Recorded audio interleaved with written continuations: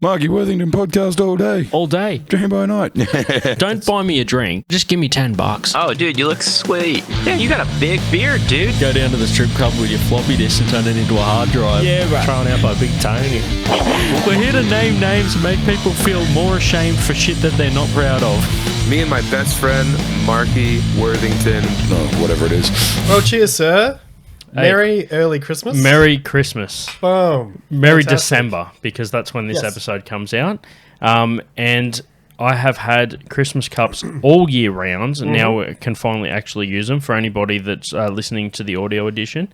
Mine says, I'm only a morning person on December 25th. And Luke says... Ho fucking ho. I like it because it's also a bit of a Die Hard reference, I think. Yeah. Which is probably one of my favourite Christmas movies. And this year, I've continued the tradition of going to the Sunset Cinema in Canberra. Here, it's at the National Botanical Gardens. Right, because it used to be at the National Library. Yeah, so the last 4 years it's been at the Botanic Gardens. Wow. And they do it on the eucalyptus lawn up the top, where it's like surrounded by fucking eucalyptus trees with just a big lawn in the middle. Yeah. Make sure you bring your mosquito spray because it's definitely like it's so much of a thing. They bring their own. They just got like a table set up with all mosquito repellent there. How Aussie is that? It's so Such good. An Aussie Christmas. Aussie Christmas. And I haven't broke the streak yet because we have gone to watch. This is my streak so far. They run it from like late November until January, and we usually go. The rule is it has to be before Christmas that we go.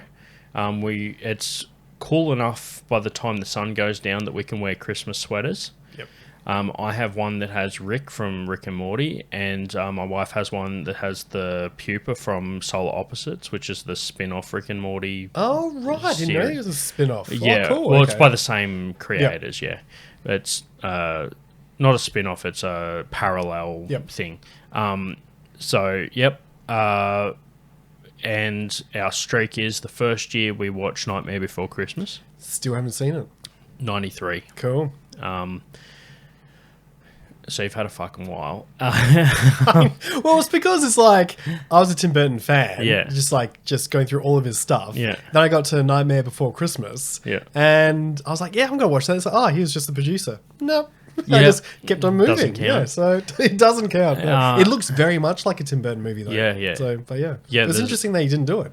I don't know why. Yeah, it's nearly like he did everything but it. It's like Yeah. when Mormons can't have sex, but the shit they do instead of having sex, they may as well have just done it. What's that thing they do with a bed? Oh, like, I'm just standing here. The soak. They get Yes! soaking.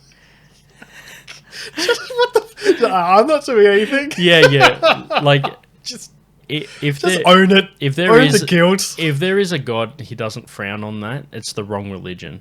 Yeah. Yeah, like if that's okay by him, but not having sex, then fuck it. What was he doing? He's like, oh, you got me on a technicality. Yeah, exactly. Like, this is the one loophole of Yeah. the whole Bible. All right, fine. Yeah. It's somehow more creepy because the rule is they can't also create the momentum. So one of their friends has to move the bed. Like, and that poor bastard is just, oh, God, you owe me for this. I You know? don't think that he feels disadvantaged. I feel like they want to, because they're also deprived of sex. So Oh, God. So there's a someone real peeping supply in. and demand situation going on. Jesus Christ. Yeah.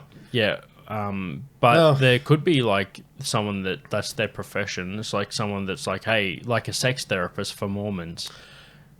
Hang on. So even if you got a waterbed, Yeah. you can't even give it a shove No, because you're responsible. You can't create the momentum. Okay, so someone could come in, get it started, and then can go. Get it started. Yeah, just right, see you later. See you in 10 minutes. Yeah. You know, like- Yeah, I feel like it really brings a new meaning to the motion of the ocean. Mm-hmm. And you want to keep on going. Yeah. Yeah, so anyway, that's why Tim Burton should have just written the movie. just do it. So yeah, we got that. So Tim Burton's second movie we watched was Home Alone, another Awesome. classic Christmas movie, Awesome. the first one. Because it is Die Hard. It's basically Die Hard It's again. basically Die Hard for kids. For kids. There you go. Yeah. And the third year, we watched Elf, Will Ferrell. I only watched that quite recently. Right. Love it. Yeah. I can see why they call it a Christmas classic. Yeah. Because it's got all the elements of a PG, friendly thing. And, like we were talking about when we were watching this thing, just ticking off the box list, like, Yep. rediscovering the joy of Christmas. Yeah. Yeah. And I remember reading something about, not Will Ferrell, who was the fellow who stars with him? The stern-looking guy from The Godfather. Don't remember. Anyway, he said he thought Will was ruining the movie. He had no idea why he was in the movie. He thought the whole thing was going to be a train wreck. It was only when he was watching the premiere, he just went, "This guy's a genius." Yeah. Like he saw something in that moment Years later. and he did it. Like weeks later. Oh no, or whatever. Will saw the movie and he was doing it, but this guy just had to trust the director. Yeah. Had to trust Will because he just thought he was in garbage. But he was just like, dude, take my hat off to you. I love it. Imagine It's great. not realizing until later, though. But also being that type of actor who just does movies. Yeah. Like Samuel L. Jackson, he's really good because, like, say for example, with, Quentin Tarantino stuff, and he gets questions about how can you play this type of role and Sure. how can you use the N-word and all this sort of stuff. And Samuel's like, it's a movie. It's Yeah. just a movie, and you either like it and it's either successful or it's not. He's got such longevity. It's just it could be a success, it could be a failure. Doesn't harm him.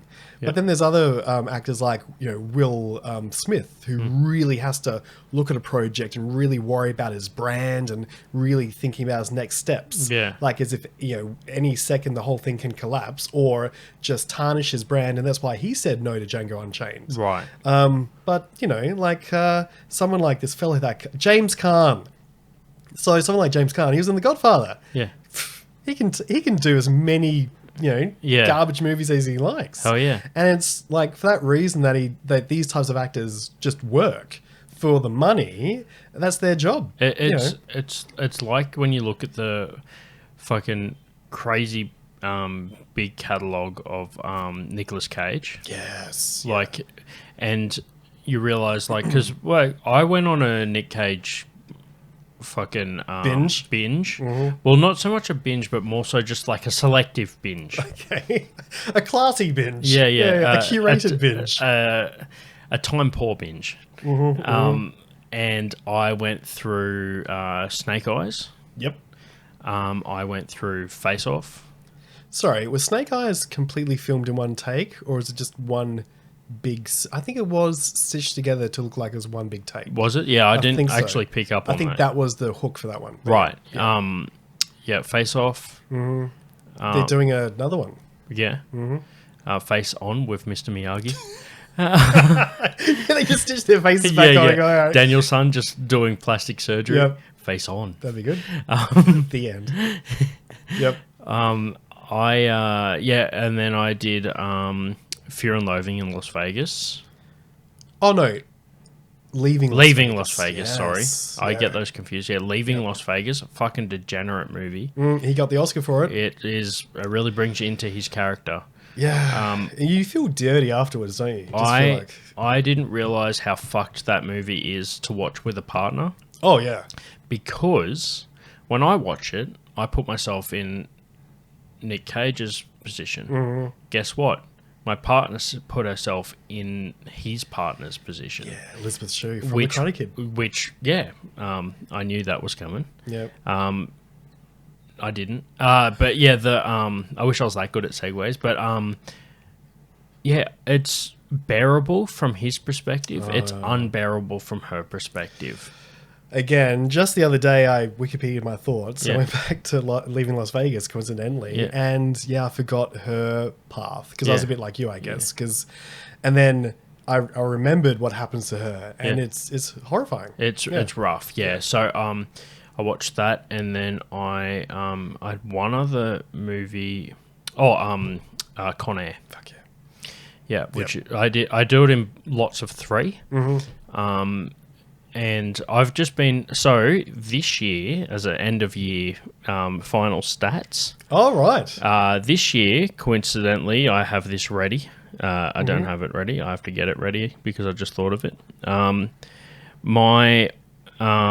I have been actually maintaining and updating my watch list on IMDb. So I've actually been marking things as watched once I actually watch them. Do you rate them? No. Okay. I have to this year watched 50 movies. Nice. Which isn't crazy, like one a week sort of deal.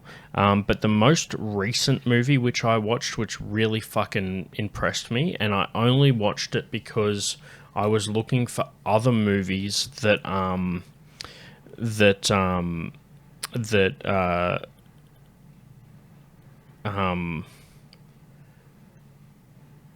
so in my binges of watching, like I'll choose an actor and watch 3 of their movies. Yep. So I was on a Jake Gyllenhaal thing. Yep.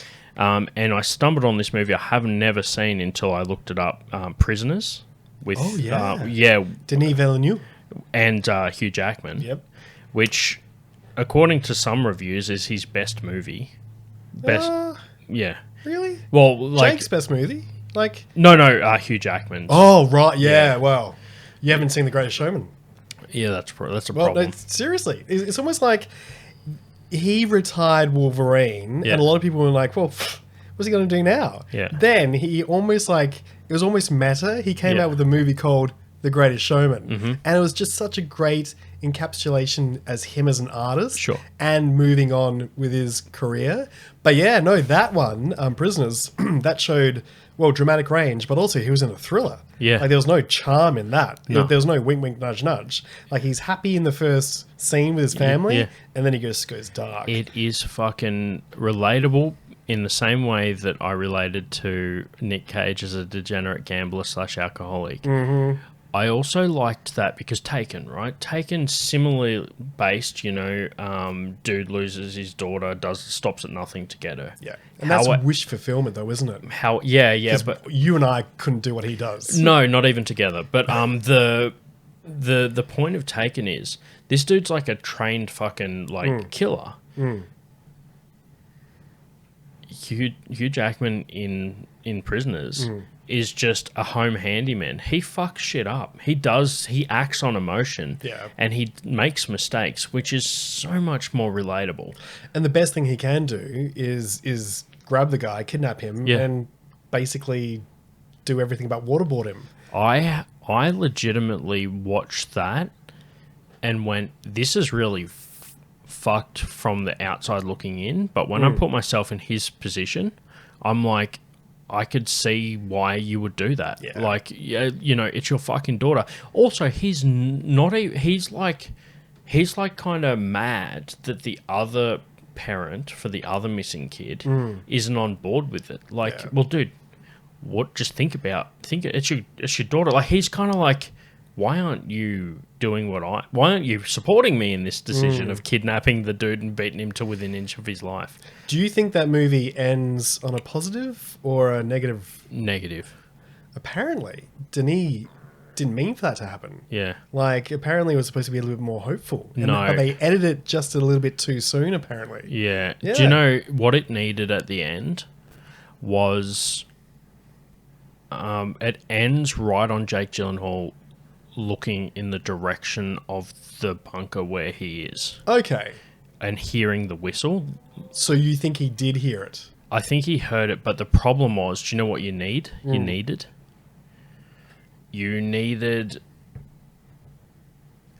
literally just one more slide, one more like section of footage Yep. of not ending it on his face, ending it on the door of the bunker being opened. Yeah. Because there's still some ambiguity as to whether he Yeah. heard it or not. Yep. If that would eliminate all doubt. However, the reason I thought it ended on a negative note, I think he heard it. Yep. The reason I think it was negative, there's a scene before that. When the daughter's in the hospital, the mother's there, they bring the daughter in to say thanks to Jake Gyllenhaal for taking a shot to the fucking head. There was a graze shot off the side of his head that okay. the crazy mother missed. Yep. Oh, by the way, there's no spoilers in this. You're fine to watch. The mother says, if they find him, he'll probably be charged for the kidnapping. Oh, okay. And they're like, yeah, probably. Yeah. That's why it's negative for me, because in my mind, they heard the whistle, saved him, but then charged him for the kidnapping. So it's just like he's kind of fucked. Even if they find him, a charge doesn't mean. Yeah, true. Then he might be able to like get off. But my point is, I think it turns into an episode of City Hall. It's just a fucking. Yeah, have you seen the movie City Hall? No. Okay. No, I used to be a lawyer, so Okay. I Yeah, can't be fuck bothered. that. Yeah, like Yeah. the Joker 2, I was just like, fuck off. Yeah, yeah. What about like from a different perspective though? Like, have you seen any of the Better Call Saul? It got to a point. I think it Suits? was in. It's definitely not Suits though. That's, No, I was watching Better Call Saul, and it got to the point where he was in the nursing home. Yeah. And he had to pop himself into a closet and quickly draw out some sort of contract or some sort of thing. And it came out, I was just like, and I think that was also the episode where he tried to do things the right way. Yeah. Like being almost like a duty lawyer Yeah. and just ticking things off and barely making even. I was like, oh no, this is too close to home.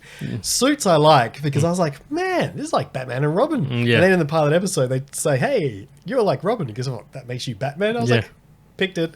And the dude in Suits, he played the Spirit, if you ever saw that movie. No. And it's great. It's like Frank Miller and It's like Ghost but hot. yeah, no, it's like Sin City, but with like a Batman superhero. Okay. So no, Suits is good fun, but like yeah, if it's too on the nose, I just go, oh god, I can't do it. Well, that was the episode of Better Call Saul where he gives them like a fucking demand to stop like shredding evidence. Yeah, right. So he fully is like, here, like, I'll write this draft thing, which technically makes you my client, and then I have confidentiality with you, and Yep. like all this like shit like that. The real standout act in Better Call Saul is not Saul, Yeah, although right. all in my mind, Yeah. I reckon it's Mike the ex-cop. Oh yeah, He's okay. makes that show. Like Yeah. all the shit that he does in that, like makes that show. He's kind of like the undisclosed like guardian angel of Soul, essentially, because he's Okay. pretty much like stopping the bad guys from,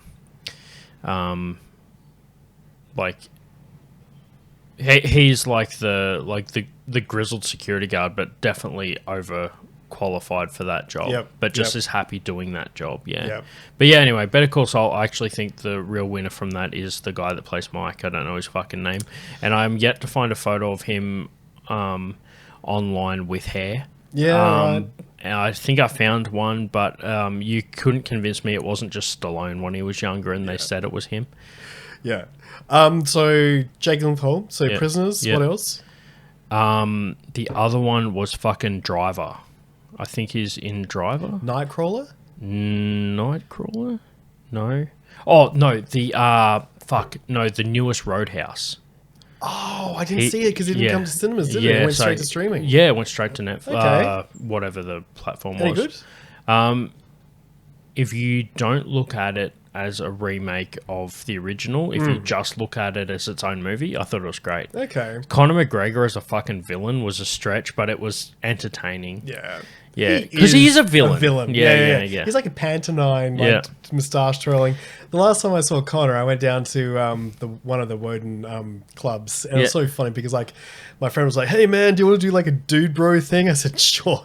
So we went to this place where you could watch the fighting, and then you had these iPads there. They just went beer, chicken wings, and then they all just bring out to you.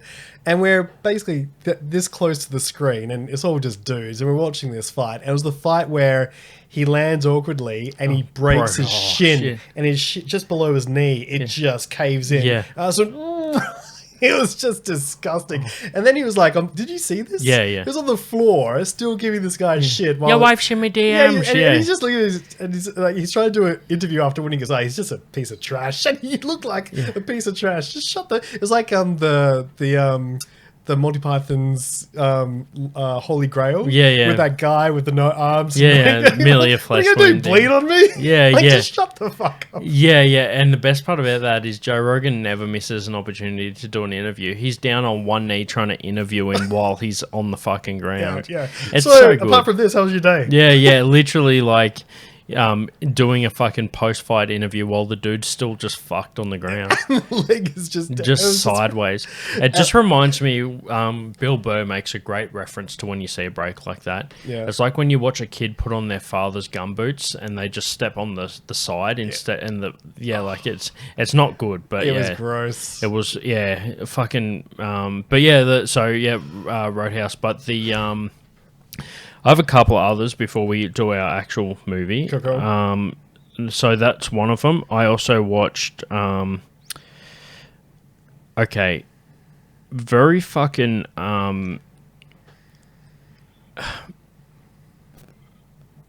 This reminds me a lot of. There's a few movies that fit into this category. This could be this is very similar to how I the same reasons I like a lot of Tarantino films is why I like this. There we go. That's what I was trying to say. A History of Violence. Right. That's Viggo Mortensen, isn't it? Yeah. So, well, hang on. Let me. I'm trying to think of the reference of which Tarantino movie it reminds me of because I'm trying to make that. But yeah, it is. Did you know that was based on a graphic novel? And Ed Harris, that's the other. Yeah. Did you know it came from a graphic novel? No. Yeah. The graphic novel is brutal. Yeah. Like, I think you'll actually really enjoy it if you like the movie. It's what Quentin Tarantino movie does it remind you of? What was the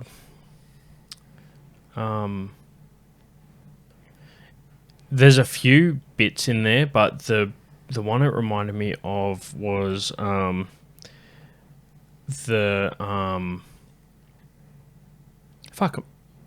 forgetting the. Was Kurt Russell in it? No, it was the one where he casts himself as a robber with the other dude. They get to a hotel room, then they go into the middle of. Yeah, from Dusk Till Dawn. Yeah. For some reason, just that whole like two dudes fleeing a scene of like failed, well, not really failed, but like the initial robbery in A History of Violence.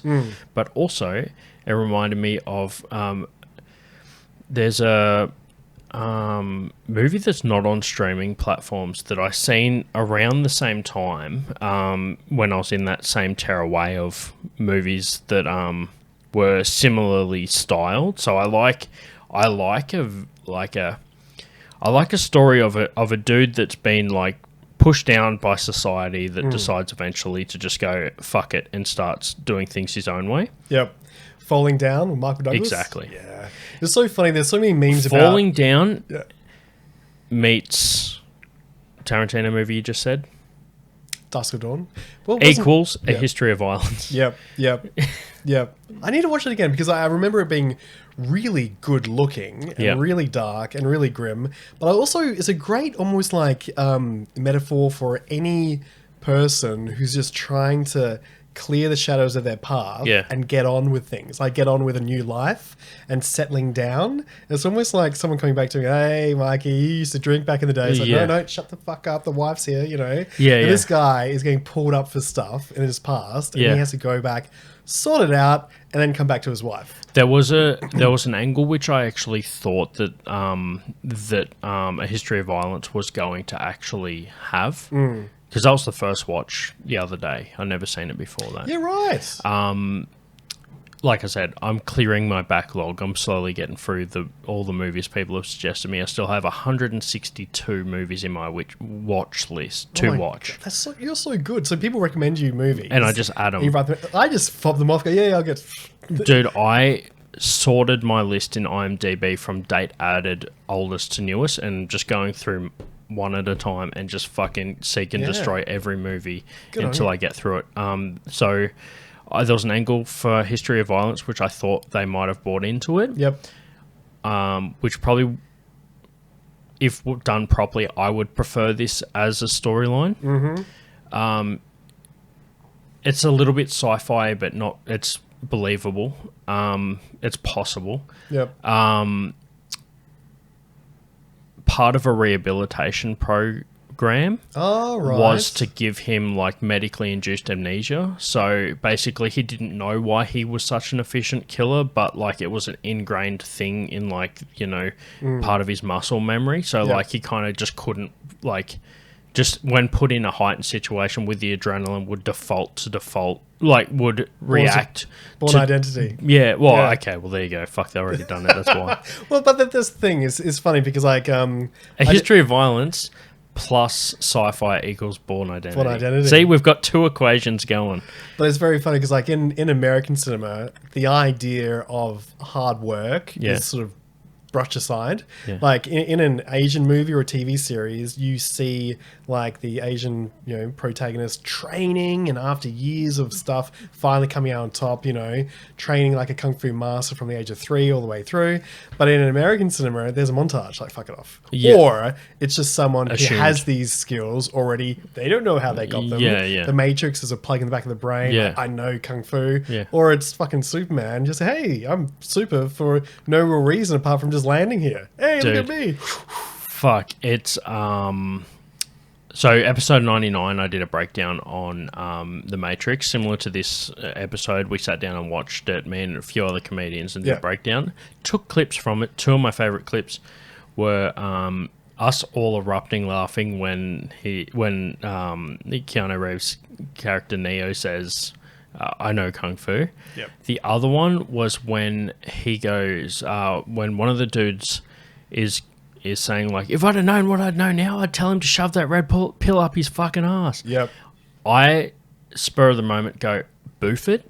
Holy shit. Red pill in the ass, blue pill in the mouth. Imagine what could happen. And it just... Fuck. Yeah. So yeah, they were my two favorite moments. But one honorable mention for my favorite movie. It went for a very long time, very much like any movie over 2 hours. Yep. If I watch a movie that goes for more than 2 hours and I paid attention, it's a testament to how good the movie was. Yep. Much like Prisoners, 2.5 hours, still fucking what? 2 hours, 37 minutes, still watch the whole fucking thing. Interstellar. Yeah.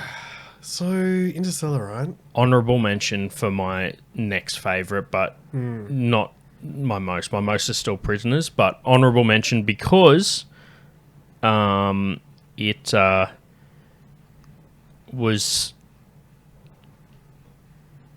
like 3 movies in one. It was almost like a great combination of so many good sci-fi movies that came before it, like obviously Stanley Kubrick and Solaris and all these other types of movies. I had a problem, and I guess we don't want to get into spoilers if anybody hasn't seen it.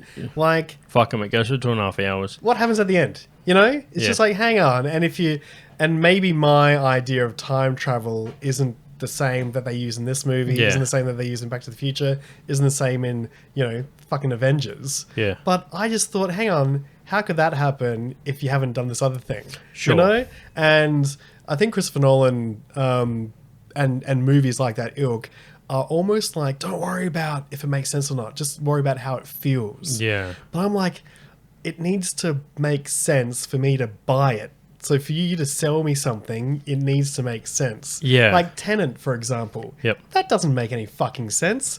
Like, to go back into the past, you have to almost like in real time travel backwards. So you have to live your life backwards. Yeah. So you can go backwards 5 years. Yeah, yeah. You're telling me like that boat that we see that's going the wrong way for like God knows how long, someone's not going to go, that boat's going the wrong way? Or people walking backwards, you know? So Yeah. it technically, it's not going to work. One for one. Just, Yeah. But it's like, oh, don't worry about all that. Just worry about the string on the back of this backpack. It's like, Yeah. well, either I buy into the whole thing or none of it, you know? So, Yeah. but no, I love Interstellar, but I haven't seen it more than once. Yeah, I just liked it because it did constantly keep me guessing. Yeah. Like, Yeah. and if I'm honest, the end did leave a bit more to be desired. I think that I would have liked to see. I'm kind of like it.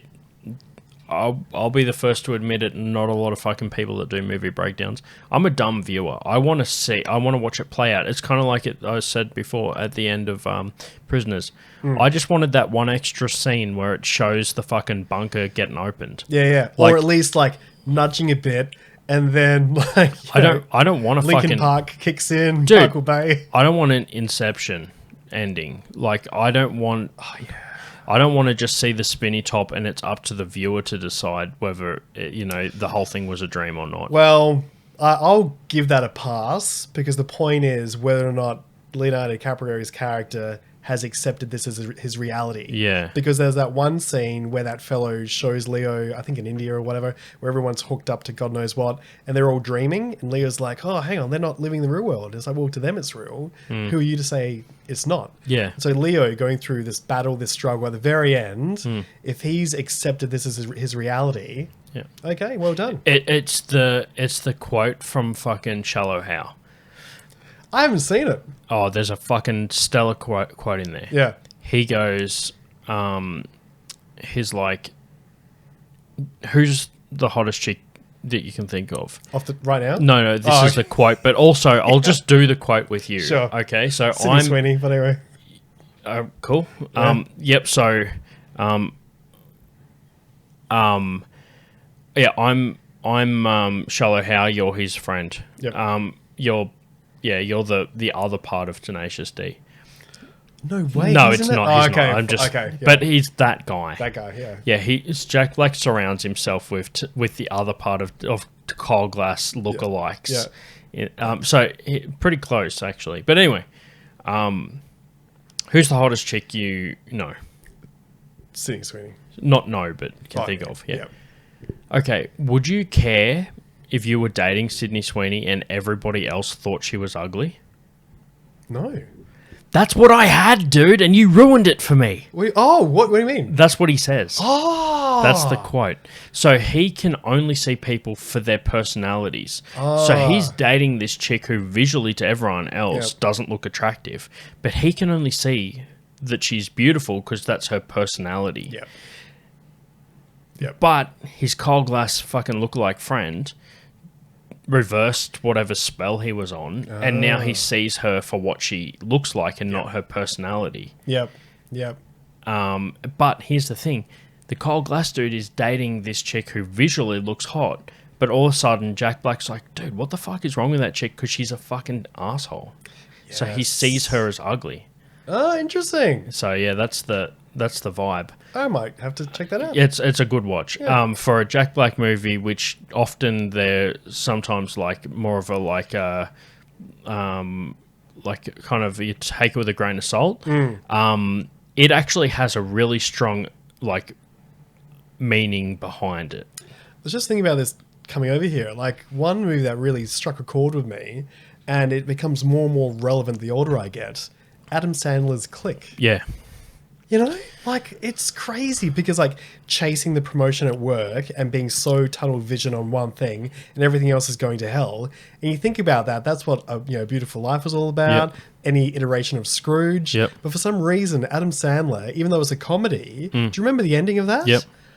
I remember tearing up Yeah, at yeah. that. If I was you- like, oh my God, Adam Sandler can do this? And that was before he started doing all this drama stuff. But I was just like, well done. My advice to you, listeners, if you at all have a complicated relationship with either one of your parents, sit down and watch Click and let yourself cry. Yeah. And get it out. Yeah. Because that movie does that. It is the fucking check engine light of your relationship with your parents, that movie. And your kids. Yeah. if you got them. And if you don't think you have a complicated relationship with your kids, you're probably part of the problem. Yeah, no, it was great then, but getting older, going, oh my God, it's even hitting hard now. Like That hits harder than the last time that Peter Parker spoke to Uncle Ben alive was just like, yeah, it does. Peter, I'm not trying to be your father. Then stop pretending to be. Next minute, just gets knifed. Oh God, I took my girlfriend at the time to see that movie because her brother died of cancer. I thought, all right, I'll take off to see Spider-Man because I'm a movie guy. That's how that's how you deal with your emotions. Yeah. And then we watched that, and then she was bawling. And I was like, I said, what's like afterwards? I said, what's wrong? She goes, I didn't know that happened to Spider-Man. I thought he was just happy all the time. I said, well, that's why he's happy, because he disassociates. He puts on the mask and he's having a great time, but Peter Parker's a miserable bastard. Quick fucking thoughts on that, though. Yeah. What a fucking... Like, Mary Jane, especially played by Kirsten Dunst, because... Kirsten. Oh, is it? Mm-hmm. It's like Demi Moore. Anyway. Fuck off. I don't give a fuck of it. Especially fucking... Who else does that bullshit? Macklemore? Oh, who's that? Some fucking musician. Dude, I was calling him Michael Moore. It's not Mackle. Who the fuck? Someone pulled me up and they're like, haha, idiot. It's Mackle. I'm like, it's not fucking... No. If that's true, he's the idiot. So imagine just thinking that, like, I was dumb for calling it the most common version of the two fucking names. Yeah. But anyway, a fucking terrible... She is not up there with Jenny from Forrest Gump, but she's a bad person. It's funny though, isn't it? Because like when you're watching it, you don't think that, and you're in it with Peter. You're like, oh my God, she's literally the girl next door. Yeah. Just out of reach and all this sort of stuff. But 25 years later, we I don't can look like back. her grill. She needs braces. Well, but she's attainable, She's okay, I get it. Now I fucking know why Sydney Sweeney's your chick. But what? Sydney Sweeney's my crush as well. Before she's been in the news headlines, she was my crush. She was recently in the headlines because she put out. She was the poster girl for American Eagle jeans. Yeah. And ever since she did a fucking teenage series, short series on Netflix called Everything Sucks. She was the popular chick in that show. She was, and that I looked up before I had a crush on her how fucking old she was when she filmed that. She was 19, so fuck you. She was at least 18. Yep. I seen that when it came out like years ago, and I'm like, that chick could play that role. Played that role well. Yeah. Then I seen her in a really shitty movie where they came to Australia for a wedding. Yep. Terrible. Well, I didn't mind it. So it's Anyone But You. And it was based on The Taming of the Shrew, Shakespeare. Yeah. And they did shoot in Sydney, starring Sydney. Yeah. And I wasn't expecting these Shakespearean nods to being, almost like, dropping verses everywhere. Sure. It was a little bit risque as well. She's, naked in the shower of Glen Powell. Yeah. Like, oh, hello. And then I think there's a bit of wang in there as well. It's like, but it was almost like I thought it was going to be PG. And then there's like splashes of adult. Yeah. I thought it was actually quite funny. Yeah. And that was the movie that was, they said, oh my God, they're bringing comedies back into the cinema. Because before then, it was all action. Yeah. To be fair, we haven't had a comedy that big back into the cinema since. But I liked it. I get it. It was good to see some scenes that remind me of home. Sydney Harbour and all that sort of shit. Yeah. Well, I'm not from Sydney, but Australia in general. Just seeing it on the big screen is usually always welcome. But underrated. And not enough people talk about this movie, Sydney Sweeney movie. And it is what actually finalised the crush, Voyeur. I haven't seen it. I know about it. But, okay. I don't know if... Is it Voyeur? Yeah. Yeah, it is. Yeah, dude. All I have to say to you, in my fucking third... Like, I remember very young in my life watching movies. Like, I seen Terminator 2 when I was, like, under 5 years old. Like, it was just what my dad was watching, and Yep. I managed to sneak in and watch it. Not sneak in, but just kind of like, he didn't really care. He'd rather show us like action, not really like sex scenes and shit, but like action movies, and just if we had questions, would answer them honestly instead of like hiding us from them. Yeah. So I seen Predator when I was a kid. Yeah. And I went on an Arnie thing. We watched a few Arnie action movies and Seagal movies, because and Chuck Norris. It's all action shit. Yep. So I've been watching movies for nearly 30 years now. Voyeur has the most intense sex scene in it I've ever seen in any movie ever. Yeah, right. And it is the hottest fucking Sydney Sweeney movie I've ever seen. I'll have to check it out. Holy fuck. You've just resurfaced probably a blocked memory of mine. I remember being 10? Yeah. When I sat down with Dad to watch Basic Instinct. Yeah. Right? So it just came out on VHS. It was brand new. We were watching Opening it together. scene. Well, that, but then the legs crossing scene, right? Yeah. And this was back in the day where you borrowed the video, Yeah. and this was brand new. Everything's clicking along fine, and I'm watching this thing with my dad going, "Oh fuck, this is embarrassing." Yeah. Gets to the leg scene, and then the film goes fuzzy. Yeah. Boom. But then, because that was so rewound and Rewound. paused in that week by some other Buddy, people. yeah. And Dad goes, "I didn't see it, rewind it." So then I had to get there and do it by hand, go, "Oh shit." Frame by frame. Yeah, but I actually like You're the it. VHS version of the fucking Mormon bed shaker at Yeah, that point. he's like, "I'm not doing it. The kid did it." He's like, I didn't touch it, you know. That's right. Oh god. Found a loophole, God. But I can relate to that because I still collect VHS, as you know, and it explains, as we'll get into the episode choice today. 45 minutes in, we'll get to our topic.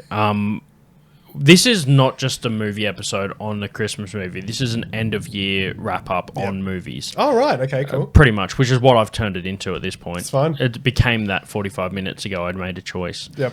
I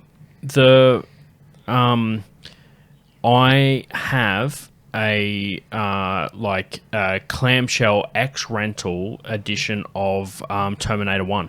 Ooh. Have you looked into how much that would be worth? Yep. It is worth $100. Ah. So not crazy, but it's the fucking Roadshow premiere edition. So like one of the first cuts.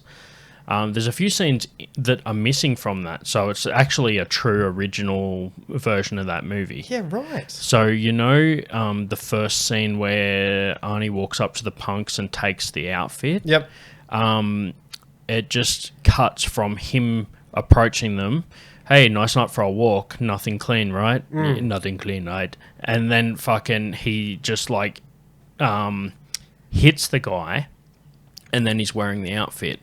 Whereas in the later releases, it's more brutal because he fucking pulls a knife on him. Oh, that's right. He gets it. And Arnie grabs the knife off him and kills him with the knife. It's not in the original one. Wow. In fact, the Blu-ray release goes even further. Yep. He cuts the cunt's heart out and is holding it. In like the most recent version, you can see a split second where it's the glove, like the hand, sorry, of him holding the dude's heart. Jesus. Look this up. In the original version, that wasn't in there. The most recent Blu-ray release, they put it back in. Yeah, right. But there's a scene in there where one frame you can see the side of fucking Sarah Connor's tit in the fucking hotel sex scene. Nice. Which is fucking great. Like, Cole Reese is like, John, I will go back and look after your mum and just make sure I save humanity. Fucks her in a hotel. Yep. Wears a homeless guy's pants. Runs With around no in it. underpants. Yeah, runs around in it all day. Dude, there's no fucking way. There's no fucking way that dude also took the homeless guy's underpants. So he was freeballing a pair of homeless dude underpants and then chucks it in John's mum. Holy fuck. I reckon he had a great day. I think Carl Reese. I can tell why there was no foreplay scene, because if she had his dick anywhere near her face... That's why she's grimacing. Have you seen the meme? Yeah. She's like, oh, God. There is... If instead of if he, as well as shoes, if Kyle Reese also stole a pair of just basic 5-pack of Bonds underpants, she might have, John Connor might have not existed, because they would have had foreplay and then got walked in before they had sex. Yeah. So maybe, like, the fact that she was just like, don't put that near me, just put it in me, is the reason John Connor exists. It's probably true. So the homeless man is the hero. Yep. There you go. Yeah, so without that homeless dude, John Connor ceases to exist. There you go. If he didn't get drunk and piss his pants, John Connor doesn't exist. Where's that A guy's wino movie? saves the day. We've had 6 Terminator movies. We need one about this guy. Yeah. He's the savior of mankind. The piss that saved the world. There you go. Fuck, it is It's coming down.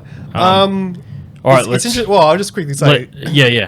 Anyway, that section of the side tip was completely worn out on that tape. There you go. Yeah. There you go. And that's it. We didn't have freeze frame DVD, beautiful stuff. We had rewind it, and then some recorders didn't have, controllers didn't have the still frame. Yeah. You know, like you had to sort of like play stop, play pause, play pause, play pause. Yeah, you know? yeah. But there you go. But if you had a hoity-toity controller, you could do that frame by frame. Yeah.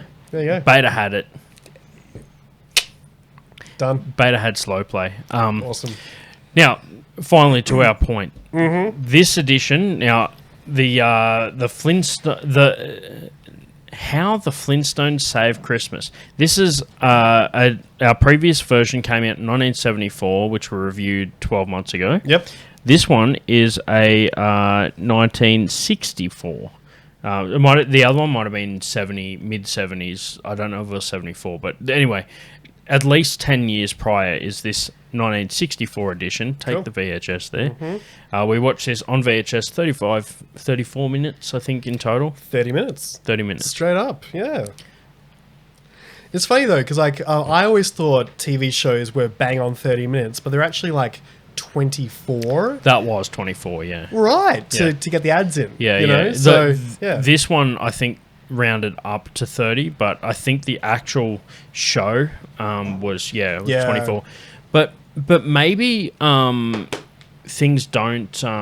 They allowed for the ads, but some didn't put the ads in. You know, like they were previously recorded for the ads length, but some VHS releases didn't put the ads in. Oh yeah, definitely put the ads in, but you can see where the ads would fit. Oh, sorry, not ads. Previews.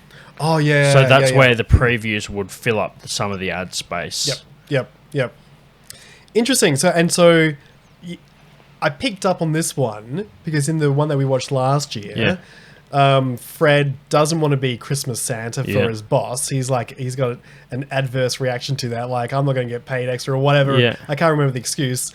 Then he goes on a bit of a journey. So he meets Father Christmas or Santa Claus. Yeah. And then he has to, do the role because what happened to him in the movie? He was sick again? It was either that or he just bit off more than he could chew. Right. So he had to franchise out. Yeah. And so then by being Father Christmas, he learns, the nature of Christmas. Yeah. And has a heart change and goes back and he performs as Father Christmas for the boss and then for his family, whatever. This one, he does it straight up. Yeah. So he's a bit of an ass kisser for the boss, but he becomes the not only the office Father Christmas, he's Father Christmas for a week for everyone. Yeah. And then, almost like in The Matrix, he's like, he is the one. Yeah. So I'll choose that guy to be Father Christmas, the actual one, because I'm sick in bed. And that makes sense. It took him 10 years to realise that it's not good to always be an ass kisser. Yeah, that's true. Yeah. But isn't that funny? In 10 years, they flipped it. Yeah. And so that's probably because society changed, True. and all that type of thing. Well, I think we, also we respect the one that goes against the norms. Yep. So the dude that's like, hey, he's got values, honor, he respects what the boss tells him to do. That's one thing. But the dude that's like, no, I want to go against that is kind of sometimes more relatable. Well, it is because, like, again, like American culture, what's in it for me? Yeah. And so he had to learn to be selfless. He learned how to do a good deed, and like with A Beautiful Life and all those Scrooge movies and everything, by going through this transformative process, then understanding what it means, you know, to be a giver. Yeah. You know, and that's the spirit of Christmas. Don't worry about the commercialization of it, which is you need to be a buyer first of, you know, and this item that's been, you know, created by the Coca-Cola company. But anyway, it's just interesting, that flip. It's a significant one. Yep. So on the one hand, On the flip side. yeah, on the flip side, so he's almost like a low level Father Christmas and goes, yep, here's a good replacement for me. Or in the sequel or the remake, why does he get chosen? Yeah. I can't remember that. Like, is him and Barney have a lot It's more him time and together? Barney. Yeah. And also there's a lot more. Here's another flip. I noticed a lot less like fat jokes in this one.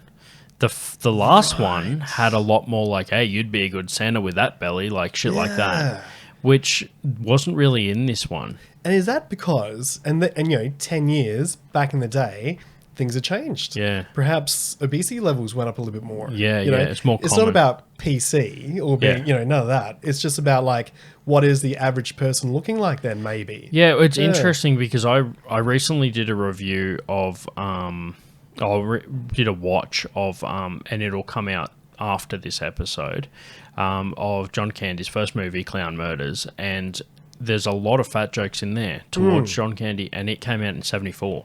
Yeah, right. So 76, sorry. So around that mid-70, there seems to be a bit of a shift in that. Yeah. But the funniest thing, you're talking about, did society change a little bit? Maybe there was more fat people. John Candy in that is an average size guy by today's standards. In his first movie. Yep. But in today's standards, in standards then, he was the comically overweight guy. Yeah, but also, I mean, back in the day, Yeah. you had, what's his name, Arbuckle? You know, like we've had big, fat, funny men. Yeah. And, Fat Albert. Yeah, but again, even before all then, like in the black and white days, Yeah. like you'd have a thin stick, you know, standard straight Yeah. man, and then the big guy, Yeah. you know, and that'd be the comedy pair. Yeah. The And- Charlie Chaplin, thin, like Yeah, and gangly. Yeah. Early John Cleese, very tall, like skinny. married up with a fat guy. Yeah. And that was the thing. And so even though John Candy, I mean, depending on whether or not he was, you know, part and parcel of American, you know, obesity levels at the time, he just had that sort of, you know, figure, you Yeah. know, so the fat funny guy, so the jolly fat man, which Yeah. is what Father Christmas is. Yep. Yeah. Yeah. So yeah, that's our Laurel and Hardy. Hey, you got there. There I you was go, just got going to there. say the one of the Three Stooges, like they have the chubby guy. Yeah, there you go. Well, even from Thomas the Tank Engine, Fat Controller is now called like the Jolly Thick? Controller or something. Okay. Not the depressed controller who eats his feelings. Yeah. Not the in the early Ronnie John's half-hour fucking comedy sketch show. They had a stuttering train character. All right. And would often stutter when saying the name to become the fat cunt, the fat cunt, the fat cunt, the fat controller. Nice. They addressed that in that show and called him we're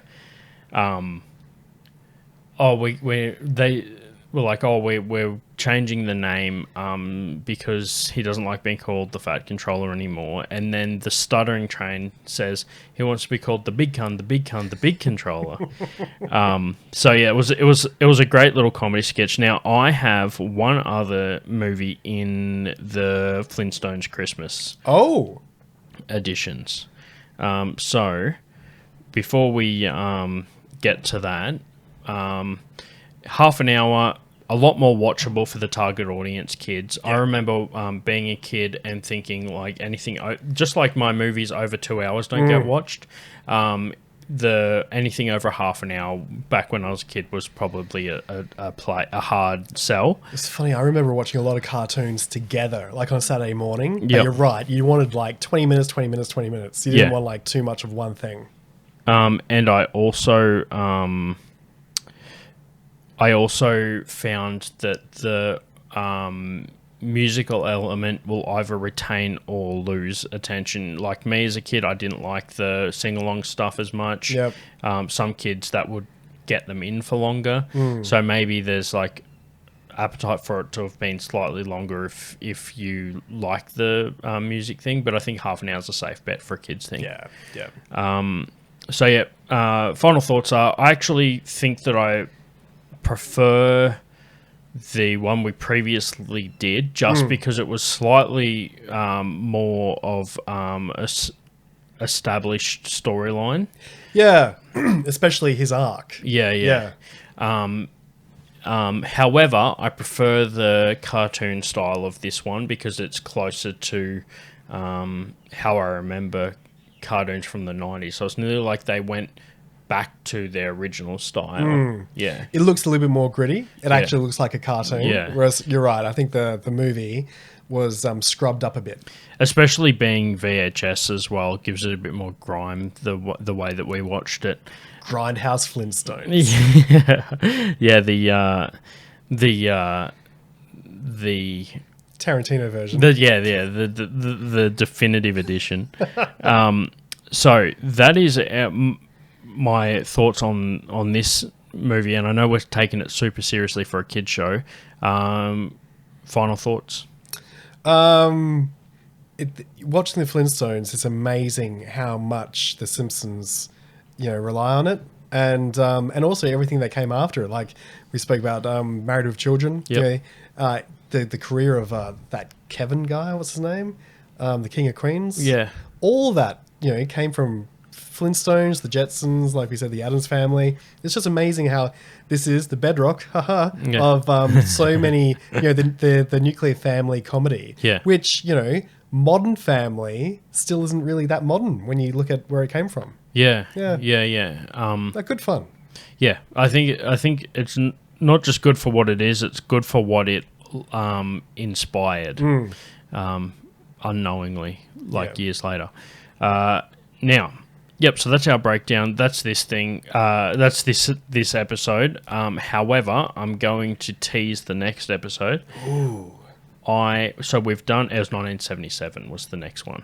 Yeah, right. Yeah, so we've done 1964, How the Flintstones Saved Christmas. We've done 1977, A Flintstone Christmas. Yeah. However, yet to be added to my collection, so I'll have 12 months to hunt this down. Yeah, right. A Flintstone Family Christmas, 1993. Ooh, that'd be interesting. So if you're interested in doing a third episode next year, we can cap out a trilogy on the Flintstones covering Christmas, and not lost on us the hilarity of having a Stone Age Christmas based on a time before Jesus was documented to exist. Or Saint Nick. Yeah. Yeah. So, not only what we call Christmas today, but also all of the pagan foundations that later became Christmas also didn't exist. Yep. It's just bulldozed through history. Just as revisionist. Yeah, exactly. And I reckon that if they ever invent a time machine, just like in interstellar fashion, and we go back to caveman times, I'll be very disappointed if there's not people wearing ties with no pants and desks made out of stone and knife and fork sets and full garbage disposals ran by dinosaurs and such. Yep. Or just having dinosaurs. Just in general, on the wall. Yep.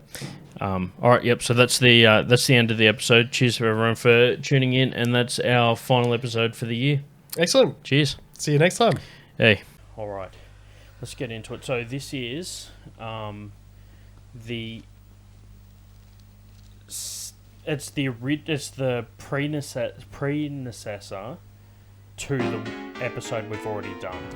Right. And there's always that like element of like, oh, but no one else will know that you actually helped him out. Like I remember in the last one that was just like, oh, so how did Santa get all this done in time? It's like, oh, I'm sure he had a little help, knowing full well. Wink at the camera. Yeah. Look at this sign in the window. Part-time help. So I can't remember, like, is the animation any different? Was it better in the movie? Do you know, I think that the animation in this is a lot closer to how I remember the 90s Flintstones. While going into an office, boss's office, Hey, look at that. The little with guy like a likes stone blue. desk and everything. Yeah. Yeah. Hold him for a while. I think you're right. I think that's the humor for the adults as well, because they're picking up on all that sort of thing. Like the ridiculousness of that. Yeah. And is he wearing a tie but no pants? Did we have an actual Father Christmas in the movie? There was, yeah. Alright, so there's no actual Father Christmas here. Not yet. Boy, my boy. So he... What a week. So Fred makes a good This is a Christmas I'll always remember. Santa. Just side note, I think. He was a Santa for a week. Yeah. Yeah, right. So he's fallen asleep and this is a dream. Or is it? Where's Santa? Yeah. Okay. What are all those buildings down there? That's where all the toys are made. By the way, Do we have a Mrs. Claus in this universe? Not yet. Maybe. Okay. maybe he's mad at I'd like to see what the reveal is, whether there is like a... Because in the other Christmas one we did, like Mr. and Mrs. Claus are part of the first, like the setup of the movie. Or at least Santa Claus is, not Mrs. Claus comes in later. But it's very much a separated. Come in, Fred. Come Oh, he's sick. That's why. Whereas Mrs. Claus, no, he's just sick. you. Under. Cold I have has spoiled everything. I can't make my ride tonight. What? It's interesting, is it? Because I was thinking, Back to what I was saying before. It's Yeah. either they become Santa or they help Santa. well, in a way, he's going to become Santa. He's done both. Really. Well, he's helping him out by becoming Santa. Yeah. Interesting thing, isn't it? Like everything about. Like the dead animals on the wall. No idea it was They've got a pet dino, but they've got a dead dino on the wall. Dude, that's wild. Imagine just walking into someone's house and they've got the animal and the animal on the wall. Yeah, it's like having a dog head. Yeah, it's like showing the dog, like, if you fuck up, It's right there too. over your cold so fast. Dino's just there, completely To be fair- disassociating. To be fair, there's a bunch of different breeds of dinosaur, like species. But look at that purple one, and look at Dino. Yeah. I'll be right back. Don't buy me a drink. Just name names. Yeah, right. Big time. Look at fucking throwing out a strip club with your floppy disk. Man, you got a big beard, dude. Shame for shit all day. Me and my best friend, Marky Worthington. Keep it simple. Count your money. That they're not proud of. Just give me $10. Hey, right? Click. Did you hang up? No, I just said click.